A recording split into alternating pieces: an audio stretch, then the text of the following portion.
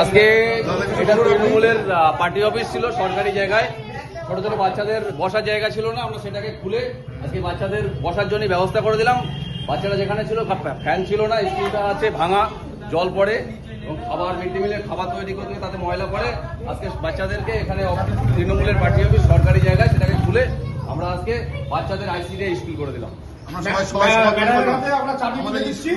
Madam কিছু বলবে? ম্যাডামের হাতে আমরা বিজেপি তরফ থেকে চাবিটা তুলে দিচ্ছি। দাও, চাবিটা তুলে দাও। ম্যাডাম কিছু বলুন আমাদের স্কুল সম্বন্ধে।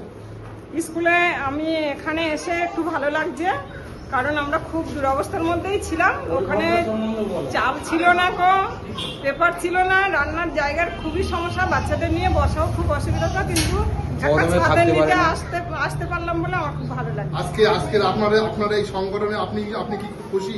হ্যাঁ খুশি, অবশ্যই। তোমাদের সব ঠিক আছে তো বাচ্চারা? খুব খুশি তোমরা?